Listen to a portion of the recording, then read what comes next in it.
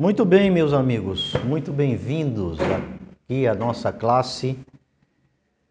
Todos são muito bem-vindos. Vamos continuar o nosso estudo sobre o livro de Daniel. Nós começamos esse estudo já há uns 3 sábados, né? 3, 4 sábados. E ele está sendo uma experiência boa, gratificante. É muito bom estudarmos a vida do profeta Daniel, porque ele foi um servo de Deus, um homem que dedicou a sua vida toda a Deus, e a gente pode tirar muitas lições da vida dele para a nossa vida espiritual. Nós, no sábado passado,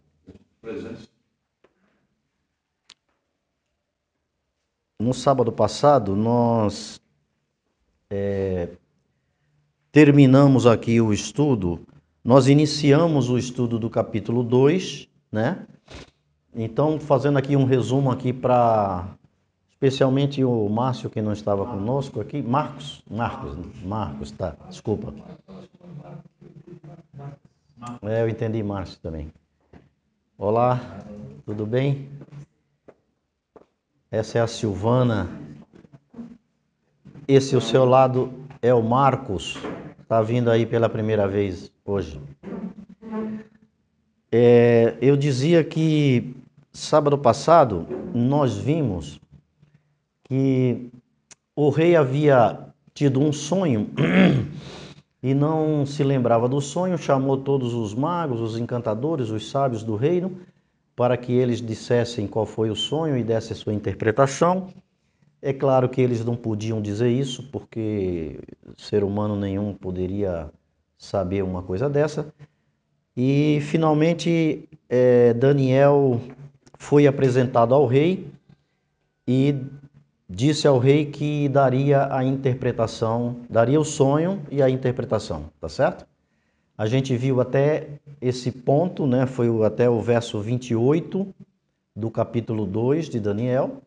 E agora nós vamos ver então qual foi realmente o sonho que o rei teve, né? E o rei não se lembrava do sonho, então Deus deu a Daniel na noite anterior, deu a visão do sonho, tudo que o rei sonhou, e deu também a interpretação. Então Daniel pôde passar essa informação para o rei. E quando ele se apresentou, ele relatou isso dessa forma aqui, olha, abra sua Bíblia aí, no livro de Daniel, capítulo 2, e eu vou ler aqui a partir do 29, eu vou ler até o 36 aqui, que é um trecho do capítulo que fala do sonho, né? Daniel revela então o sonho para o rei. Ele diz assim para o rei,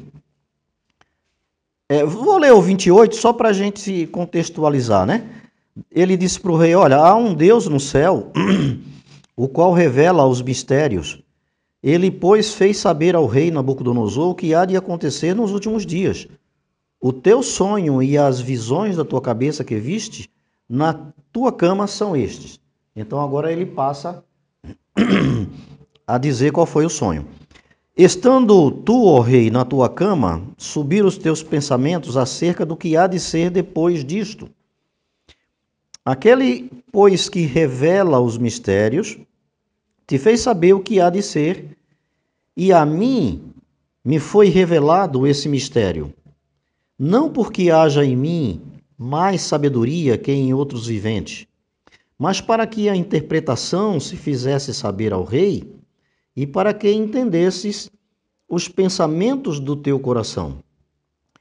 Tu, ó rei, estavas vendo e viste uma grande estátua.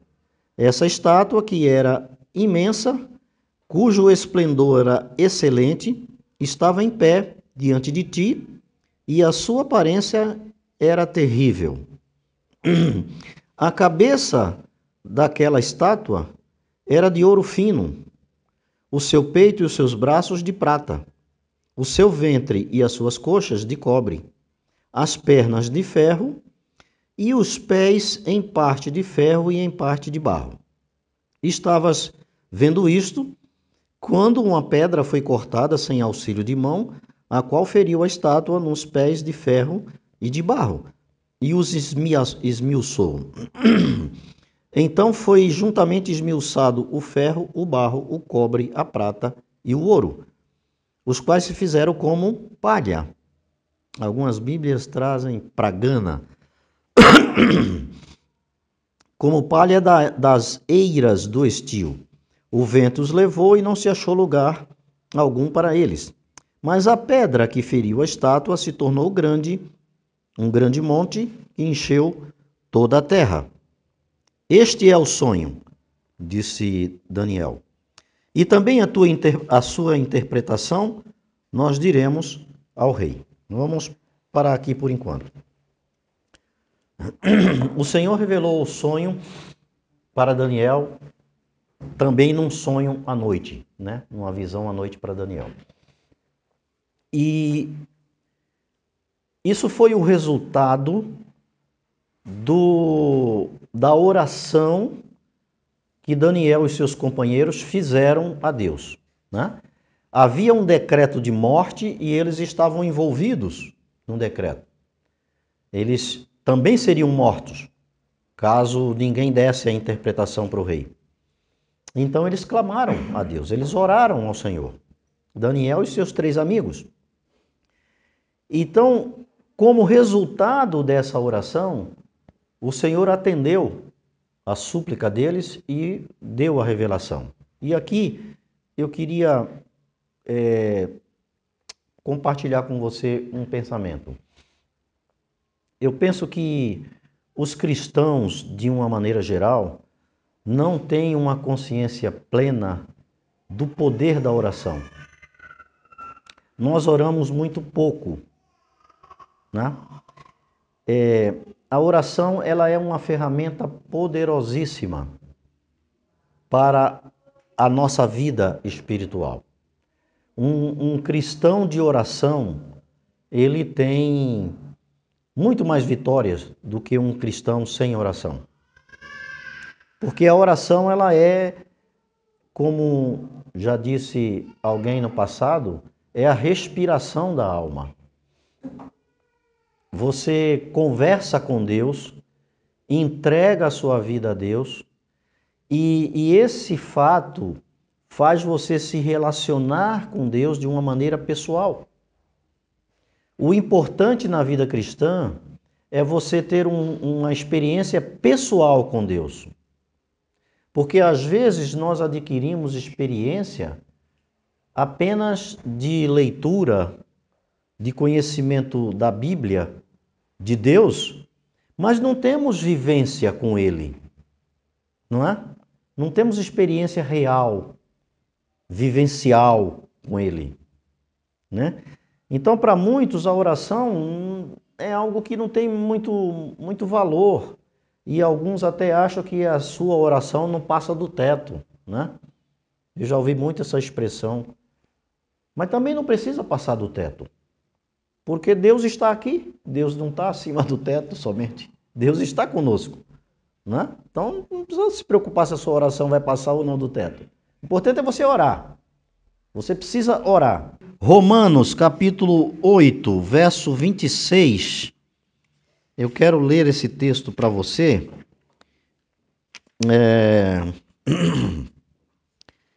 E diz aqui, ó: da mesma maneira também o Espírito ajuda as nossas fraquezas, porque nós não sabemos o que havemos de pedir da maneira que convém, mas o Espírito intercede por nós com gemidos inexprimíveis.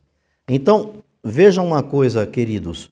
Quando você ora, você envolve a Trindade na oração. Porque você normalmente ora ao Pai, em nome de Jesus, e como nós não sabemos orar e pedir a Deus da forma correta, o Espírito, diz a Bíblia, que se encarrega de interceder por nós e apresentar a nossa oração. Percebe como é importante a oração na vida do cristão? Então, o Fernando citou ali um exemplo de oração ao sair de casa e tal, né? E eu comentei aqui que eu tenho exercitado já há alguns anos e tenho me acostumado a não sair de casa para qualquer lugar. Se eu for na padaria buscar pão, eu oro a Deus para que me guarde, me traga de volta, né? Então, esse exercício de oração na vida do cristão, ele é primordial porque você se relaciona com Deus, né? E você vai percebendo que Deus vai dando as respostas, né, às suas orações. É possível que alguma oração Deus não responda de imediato, né? Ou talvez não responda da maneira como você esperava, porque Deus sabe aquilo que é melhor para nós, né? Essa semana eu vi um relato de uma jovem da igreja que estava apaixonada por um rapaz da igreja e começou a orar para que Deus pudesse fazer a aproximação deles, que eles pudessem namorar e casar e tudo mais. E ela orou alguns anos e Deus não deu resposta nenhuma. E nada acontecia. E ela ficou não entendeu, né, por que Deus não estava dando resposta e tal. E finalmente o rapaz casou com outra moça, mas logo se separaram, porque logo apareceu um problema muito grave na vida do rapaz e por isso teve a separação. E aí ela entendeu então porque Deus não havia dado a resposta a ela, né? Do jeito que ela queria.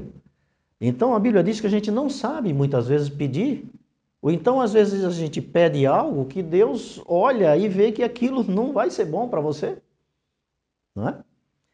E aí Deus não responde positivamente, não dá aquilo que você pede. E algumas pessoas ficam chateadas e ficam bravas com Deus porque Deus não concedeu.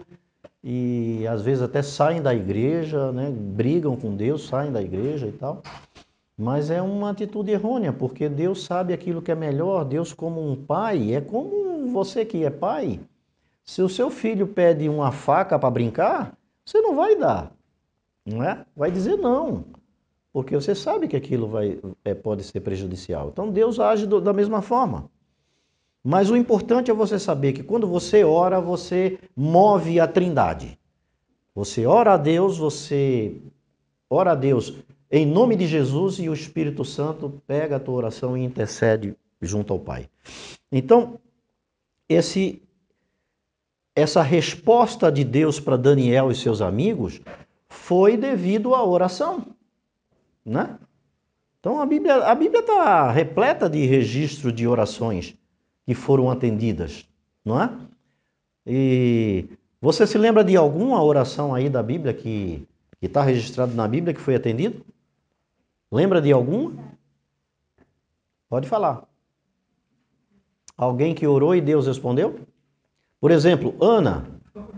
Ana orou por Samuel, pelo seu filho, não é? E aí Deus respondeu e deu um filho para ela. E ela dedicou o filho para Deus. Elias orou e Deus mandou fogo do céu ali, consumiu aquele altar com pedra, com madeira, com água, com tudo que tinha. Moisés em frente ao Mar Vermelho. Moisés, Esther, né? Orações respondidas.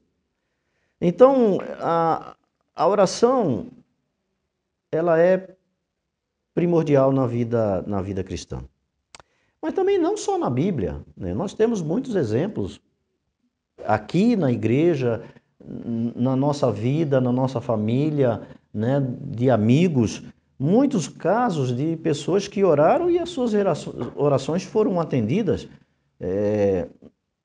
Aliás, nós temos aqui na igreja um grupo de oração. Um grupo de oração pelo WhatsApp, que por um acaso fui eu que abri esse grupo, isso já há uns 8 anos mais ou menos, e eu chamei de O Céu via Zap.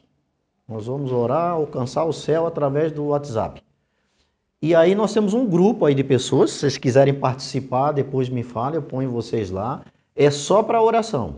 Então, pedidos de oração, pessoa que vai operar, pessoa que está doente, pessoa que vai no vestibular e tal, sempre entra lá os pedidos de oração e esse grupo ora sempre por esses pedidos, né? Então Deus responde a oração, às vezes com sim, às vezes com não e às vezes com silêncio, né? Então você precisa também aprender a respeitar o silêncio de Deus, não é? Então, muitos acham que a oração, muitos não têm essa consciência do poder da oração e da necessidade da oração, por isso não oram muito, mas se fosse assim, Jesus não teria orado do jeito que ele orou. Como é que a Bíblia apresenta Jesus em oração?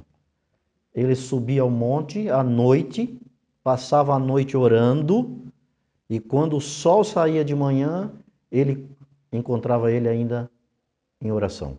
Ninguém nunca orou como Jesus orou, não é?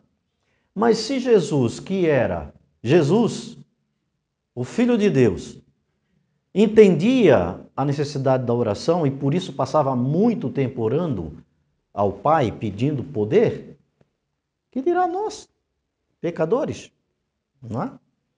Então Jesus deu o exemplo da necessidade de oração para poder vencer o dia a dia da vida cristã, né? O inimigo está aí, em volta, procurando alguém para tragar, né? Diz a Bíblia. Então, quando você ora, quando você abre o coração a Deus e conta as suas preocupações, as suas fragilidades, clama a Deus por socorro, você exercita a confiança em Deus, né? Porque cada vez que você entrega sua vida a Deus, o que é que você está dizendo? Senhor, eu confio em você, eu confio em Ti. Você sabe como conduzir a minha vida e como resolver meus problemas. E Deus está pronto para nos ajudar, não é? Em nossas dificuldades. Ele conhece. Então, por que eu quis enfatizar isso? Porque a oração é importante na vida cristã e a gente tem aqui no exemplo de Daniel a resposta de Deus em função da oração que eles fizeram, né? Agora vamos então analisar aqui o sonho, né, propriamente dito. Voltando lá para Daniel, né? Daniel 2:29, o que Daniel diz para o rei é que aquele sonho estava descrevendo os acontecimentos futuros, então Deus tinha decidido revelar. Muito bem, Deus decidiu revelar ao rei Nabucodonosor aquilo que ia acontecer no futuro. Ele estava preocupado com o futuro, né? A Bíblia, o Daniel diz isso, você estava na sua cama e tal, pensando nas coisas futuras e então teve o sonho. Deus revelou para ele, através de Daniel, o sonho. No verso 30, mais uma vez, Daniel não toma para si a glória. Veja como ele diz, ó. A mim foi revelado esse mistério, não porque haja em mim mais sabedoria. É claro que havia nele mais sabedoria. Ele não foi tido como um dos mais sábios quando o rei fez aquela sabatina com os 3. Achou eles 10 vezes mais doutos, mas ele não se vangloria disso. Aqui é uma lição de humildade, né? E aí, ele não toma para si a glória da revelação. Ele podia chegar lá e falar, rei, é o seguinte, eu vou te dizer qual é a revelação, porque eu sei qual é. Eu sou o cara, né?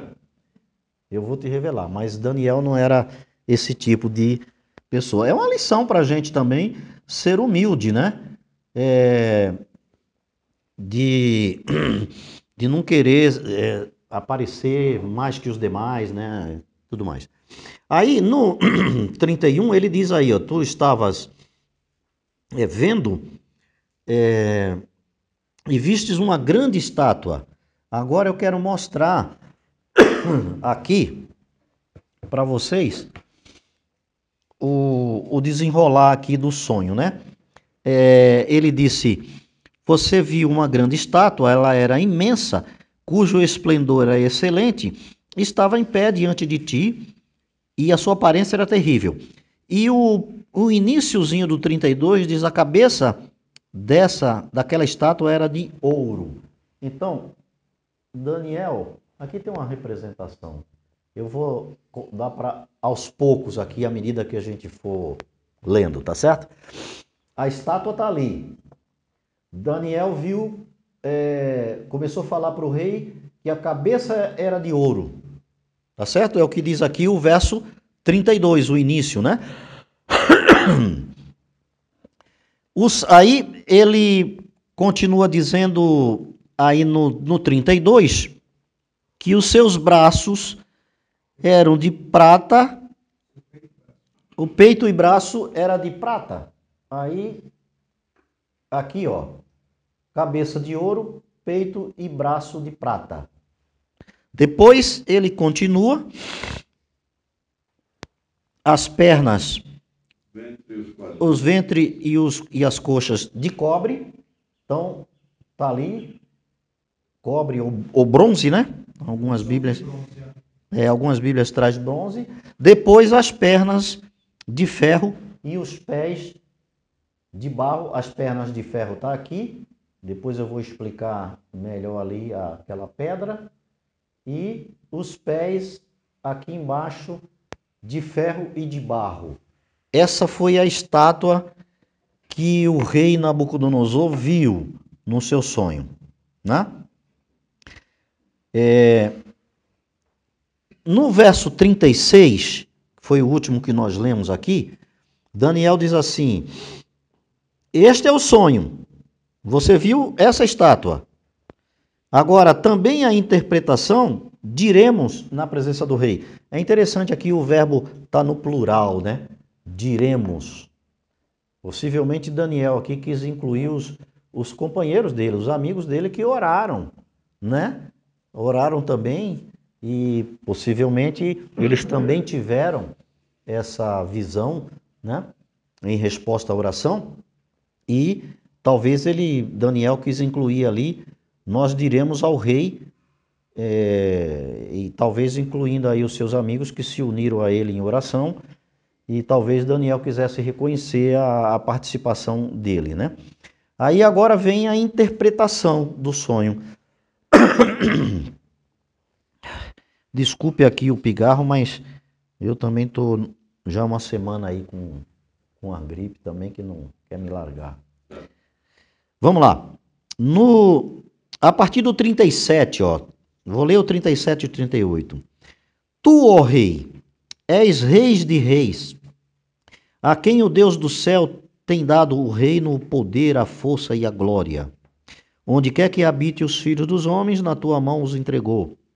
Entregou também os animais do campo e as aves do céu, e fez que reinasse sobre todos eles. Tu és a cabeça de ouro. Então Daniel agora começa a dar a interpretação do sonho. Por isso que eu já tinha colocado ali, ó, a cabeça de ouro representava o reino babilônico, né? Todo o poder, todo o esplendor, a magnificência que tinha o reinado de Babilônia. Daniel começa a explicar que o sonho que o rei tinha tido da estátua, ele era uma representação do futuro. Era uma resposta à preocupação do rei sobre o futuro. E Deus deu essa resposta com essa imagem, uma imagem de uma estátua. Deus usou uma figura que se tornou didática, né? Porque dava para entender bem ali o que era que Daniel queria dizer. A cabeça de ouro, então, representava o reino grandioso, né, rico de Nabucodonosor. Foi um dos maiores impérios. Nabucodonosor era a própria personificação do reino babilônico, né, que havia começado com o seu pai, alguns anos antes, Nabopolassar. A Bíblia não relata o nome dele, mas a história relata. E ele era a cabeça de ouro, ele representava aquele reinado, né? Então o ouro representava muito bem o reinado de Babilônia, porque Babilônia usou muito ouro para o seu embelezamento. Eles usaram muito ouro para poder ornamentar a cidade, o palácio e tudo mais, né? E Jeremias até faz uma citação a respeito de Babilônia, ele compara a Babilônia como uma taça de ouro. Depois, se você quiser ler em casa, Jeremias 51, 7, você vai ver que ele compara a Babilônia como uma taça de ouro, porque eles usaram muito ouro. Então a cabeça representava muito bem o reino de Nabucodonosor. Agora, tem um detalhe aqui interessante, que Daniel diz aqui, ó, no 38, onde quer que habite os filhos dos homens, na tua mão Deus os entregou.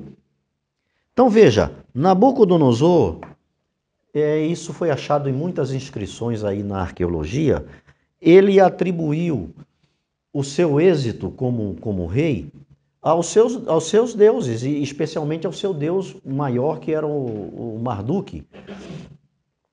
Mas Daniel, ainda que falando com cortesia, corrigiu esse erro. Porque disse, olha, o Deus do céu foi quem te deu todo esse poder e entregou nas tuas mãos todas as terras, todos os homens, até os animais do campo, Deus os entregou nas tuas mãos. Daniel corrige esse erro, porque Nabucodonosor achava que tudo vinha do seu Deus Marduk.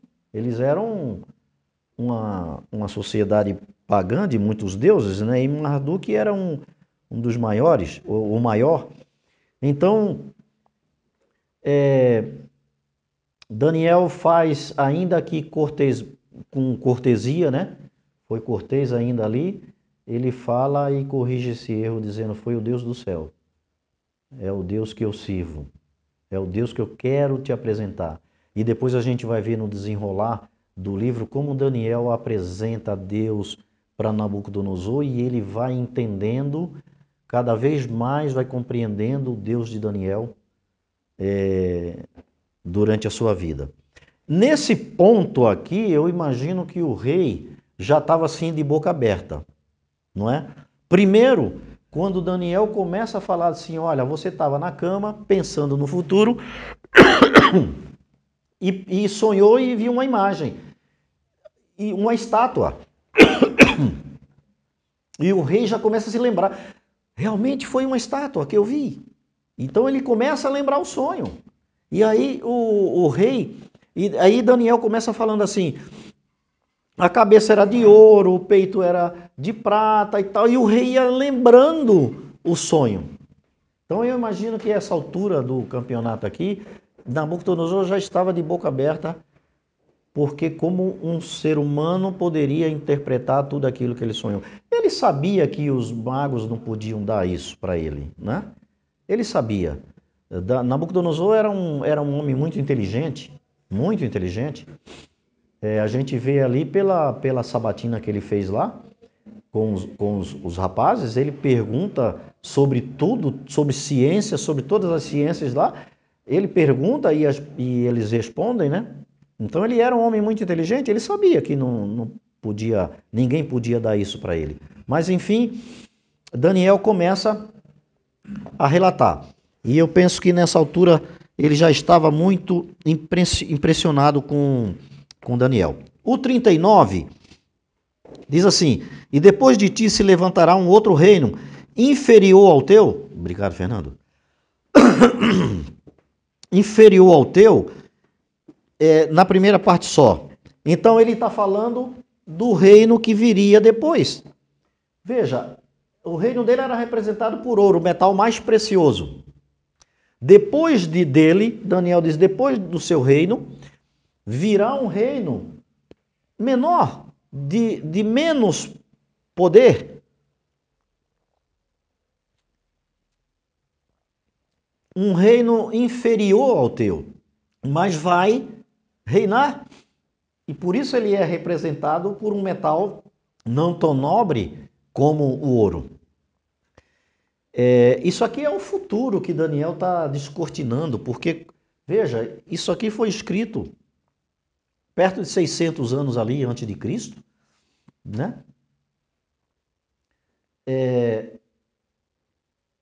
Falando do futuro, e quando você vai na história, hoje, e consulta os reinos que vieram depois de Babilônia, você vai ver como tudo aconteceu de acordo com a profecia que Deus deu a Daniel, revelou. Isso é uma coisa impressiva, pelo menos para mim. Eu amo estudar profecias e ver na profecia como Deus conhece o futuro e é o Deus verdadeiro, o Deus que sabe todas as coisas.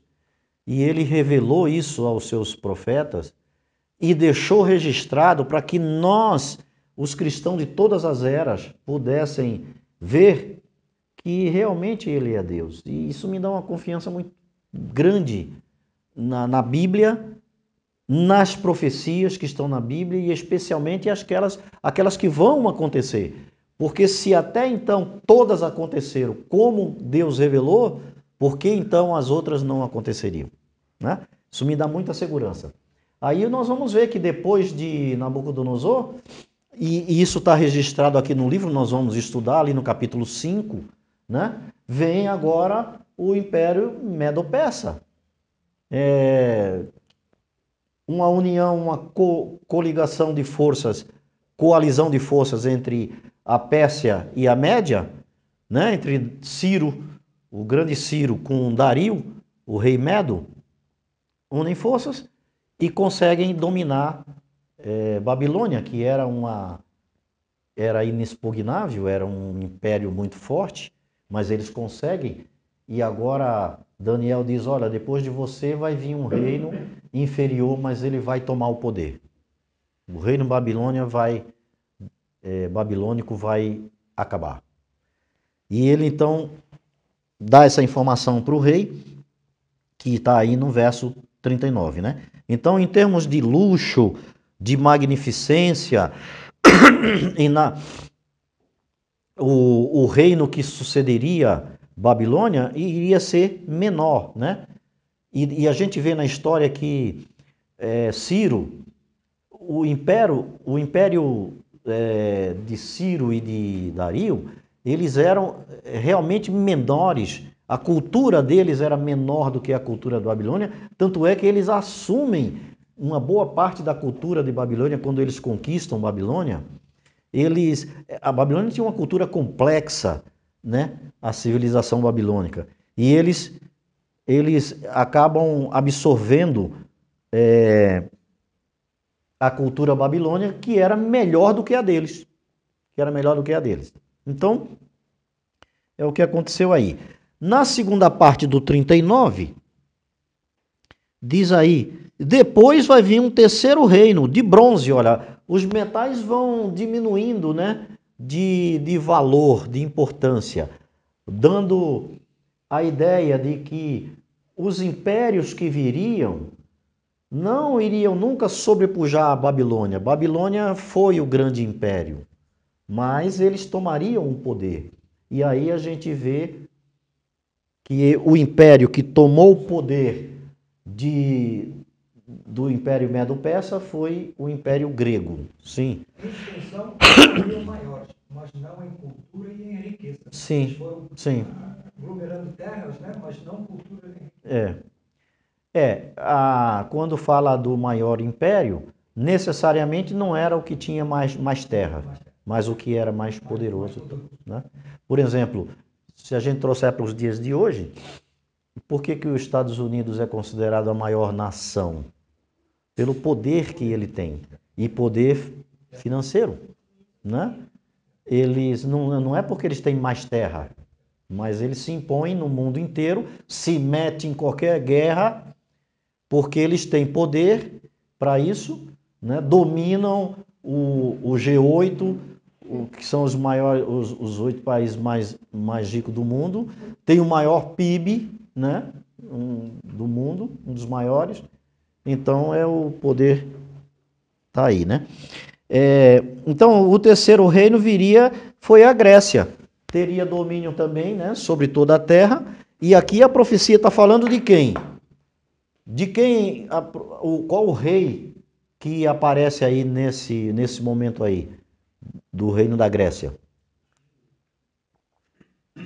Alexandre.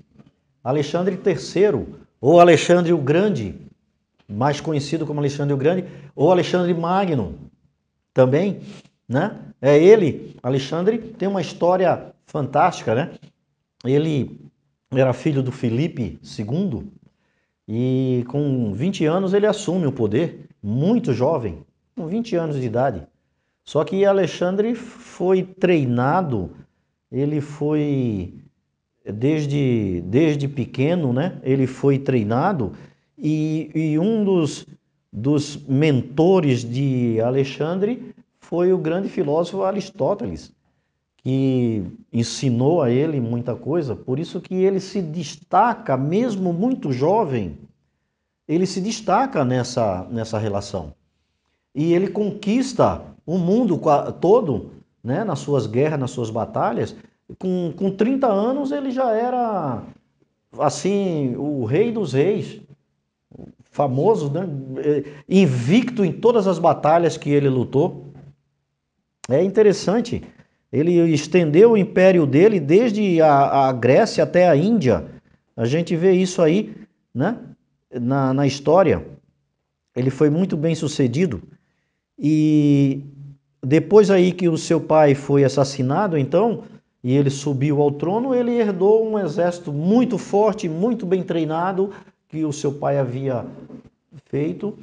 E aí, por conta disso, com toda a instrução que ele tinha, ele conseguiu aí tudo o que ele conseguiu na história, né? E aqui ele vence o Império Medo-Persa, que era então um império muito forte, né? O Império de Ciro e de Dario. E a história fala ali de algumas batalhas que eles travaram, inclusive as mais importantes, uma das mais importantes, uma tal de Galgamela, que foi quando ele derrota definitivamente o Império Persa, e ele derrota ali o Dario também. Então ele assume o poder. Aí Daniel diz para o rei, olha, esse vai ser o Império Grego, que é representado pelo bronze, ali no ventre e nas coxas, né? Uma curiosidade apenas aqui. Como é que chamava o cavalo de Alexandre? Como é que era o nome do cavalo? Era Bucéfalo. Bucéfalo, o cavalo dele. Um cavalo que ele herdou do pai. E que nasceu no mesmo dia que ele nasceu. O cavalo nasceu também. E foi tão importante nas batalhas esse cavalo, ele era tão destemido, né? Assim como o próprio Alexandre, e quando ele morre, Alexandre funda uma cidade que chama de Bucéfala, em homenagem ao cavalo. Vocês pensam que Bíblia também é cultura, né? Bíblia também é cultura. Aqui está a história, né? Hã? É isso aí. Mas foi só uma curiosidade aqui sobre o cavalo de Alexandre. Muito bem, o verso 40. O quarto reino será forte como o ferro, pois como o ferro esmiuça, quebra tudo, ele quebra todas as coisas, assim ele esmiuçará e quebrará em pedaços. Está falando aqui de Roma. Roma conquistou o poder com muita força, muita brutalidade, impondo muito medo, né, como se fosse de ferro realmente, e destruía tudo, né, inspirava muito medo aos adversários, e eles literalmente esmagava, esmiuçava o adversário. Foi o império que mais durou em termos de tempo, né, de extensão, né? Foi o mais extenso extenso dos 4 impérios, e também foi um dos mais fortes. E teve uma duração muito grande, inclusive na época de Jesus, né? Quando Jesus vem, quem está no poder é Roma, né? Não, 400 e poucos anos, mais ou menos, eles... Mas antes de Cristo, Não. ele entrou em 160, eu notei aqui, 168 Antes de Cristo, isso. E depois vai 400, isso. Então foi isso. Exatamente. Foi o que mais durou em termos de tempo aí, né? Então, até aqui, o sonho revelou todos os poderes que viriam a dominar o mundo, né? Depois de Babilônia. Então veja, poderes que dominariam o mundo, né? Eram 4 poderes. Nós vamos ver isso melhor, ainda mais detalhado, quando a gente estudar ali a partir do capítulo 7 e tal, que Daniel volta a falar com mais detalhes a respeito desses impérios. Aí, no 41 aqui, agora ele fala dos pés da estátua. Ó, ele diz assim, quanto ao que viste dos pés, algumas bíblias traz artelhos, né? E dos dedos, em parte de barro de oleiro e em parte de ferro, isso será um reino dividido. Contudo, haverá nele alguma coisa de firmeza do ferro, porquanto visto que o ferro misturado com o barro de lodo, e como os dedos dos pés eram em parte de ferro e em parte de barro, assim, por uma parte o reino será forte e por outra será frágil. E quanto ao que viste do ferro misturado com o barro de lodo, misturar-se-ão com semente humana, mas não se apegarão um ao outro, assim como o ferro não se mistura com o barro. Olha só, ele está falando aqui que depois daqueles 4 impérios que dominaram o mundo, agora não haveria mais um império único dominando o mundo. O mundo seria dividido entre impérios fortes e impérios mais fracos, mas seriam divididos. É o que nós estamos vivendo hoje. Então, Daniel está falando ali dos dias após o Roma, né? E que seria até o final, como a gente vai ver ali, que é a coisa da pedra, né? Que apareceu no sonho. Mas então, depois de Roma, as nações não mais estariam unidas, não teria um reino para dominar o mundo. Elas seriam divididas, né? Algumas pessoas acham que porque os 2 pés têm 10 dedos, então seriam 10 nações, né? E até fazem uma referência aos 10 chifres ali do 4º animal do capítulo 7 de Daniel, que a gente vai ver. Mas na verdade aqui, você vê que Daniel não faz menção a números, né? Ele não chama atenção para a quantidade, mas e sim para dizer que eles estariam divididos, né? Então ele não chama atenção para o número. Então pode ser que seriam mais ou menos nações. A profecia diz que eles não iam se unir, porque assim como o ferro não se une com o barro, não dá liga, né? Essas nações não estariam unidas, embora...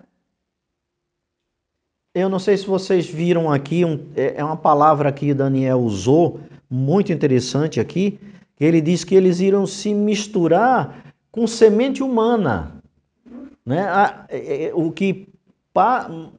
Embora se misturasse com semente humana, eles não se apegariam, né? Não dariam liga, não se uniriam. Então aqui parece que Daniel está se referindo aos eventuais casamentos que os reis fariam, né? Decisões políticas, e a gente vê isso na história, que a filha de um rei casava com o filho do outro, para unir forças, para poder ganhar poder, né? Então, mesmo que eles fizessem essas tentativas de se misturar como semente humana, eles não se apegariam. Então veja, aqui o texto parece estar falando das diversas tentativas que as nações fariam para reconquistar o mundo, porque sempre foi o sonho do homem ser o dono do mundo, não é? Mesmo depois disso aqui, outros apareceram. Veio Napoleão, né? Antes não. Veio Napoleão que tentou essa unificação, tentou conquistar o mundo, não conseguiu.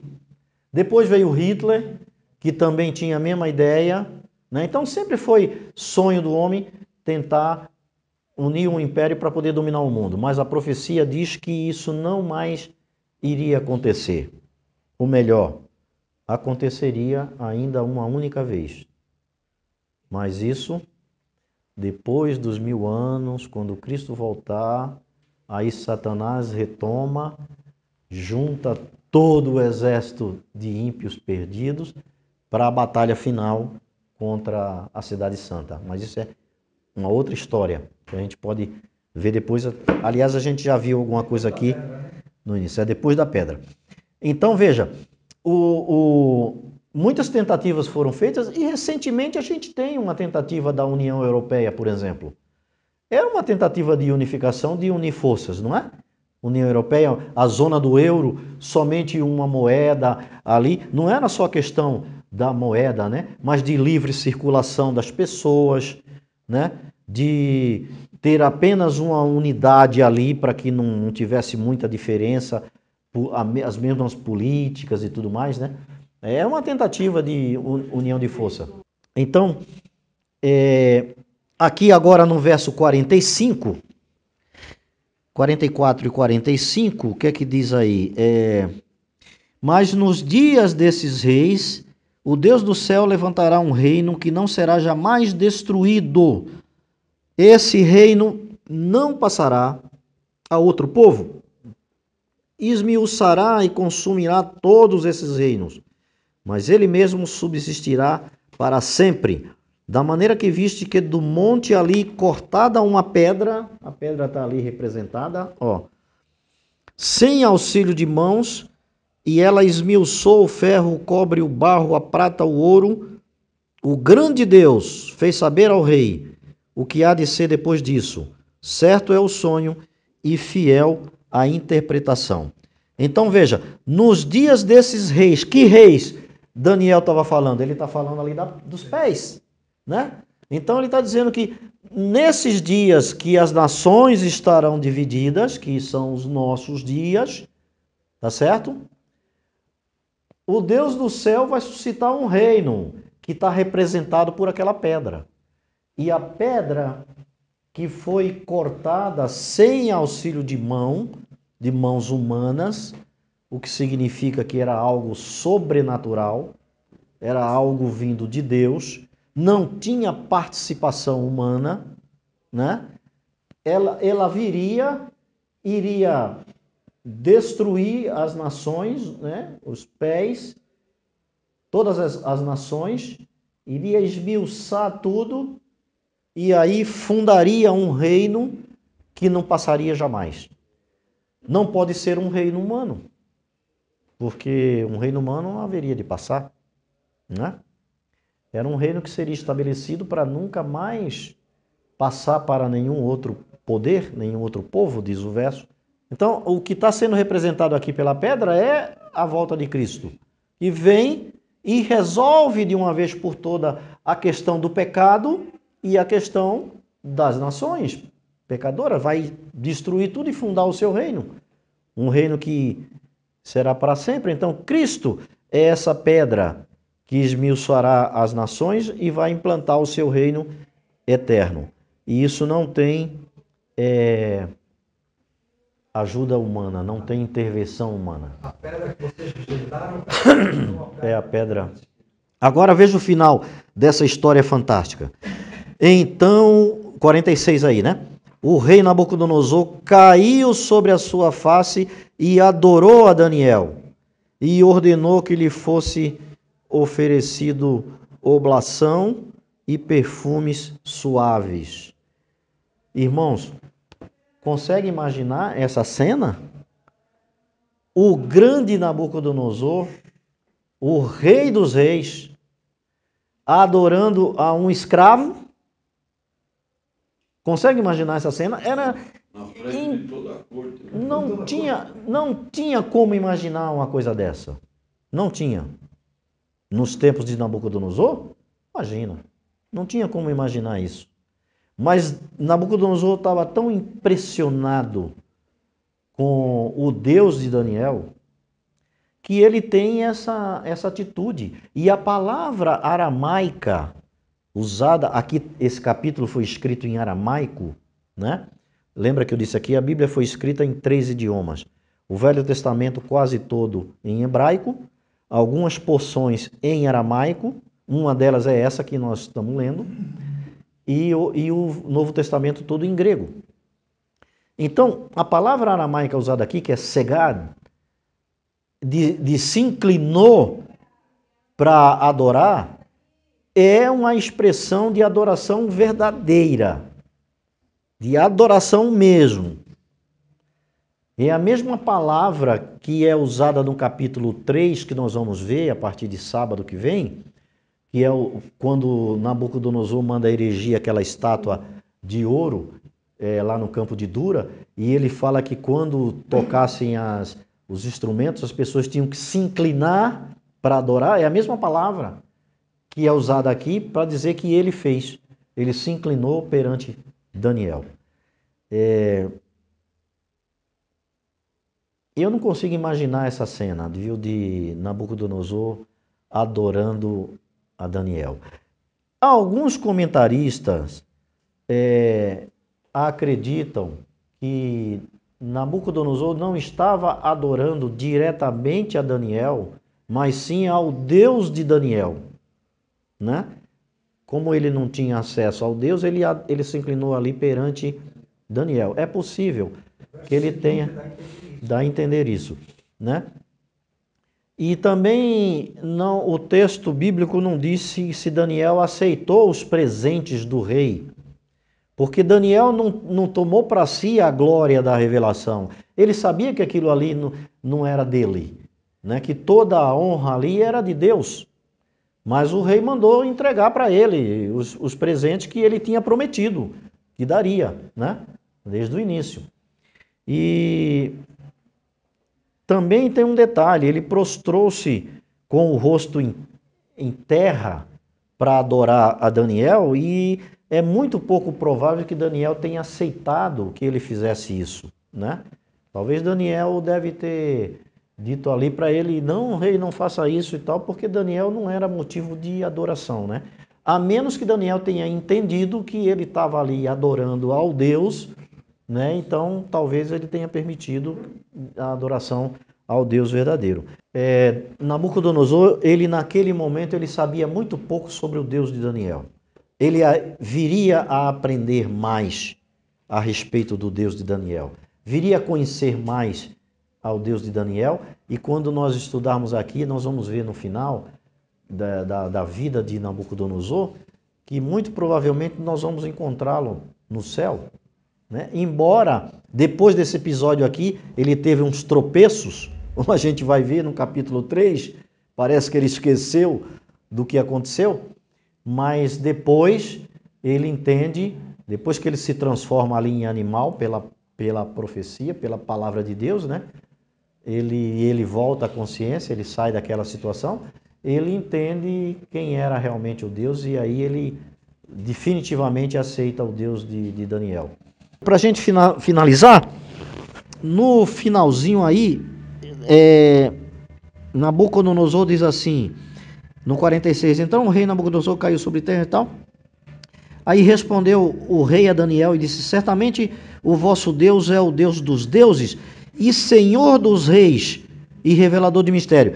Irmãos, esse Senhor dos reis era a expressão destinada para Marduque. Marduque era o Senhor dos reis. Nabucodonosor usa essa expressão do seu Deus para o Deus de Daniel. Sem dúvida, o teu Deus é o Senhor dos reis. Ele reconhece naquele momento o Deus verdadeiro, que era o Deus de Daniel e não o seu Deus. Todos os sábios de Marduk não conseguiram fazer nada, né? Então, ele reconhece, ele usa essa expressão. Era um título aplicado para Marduk.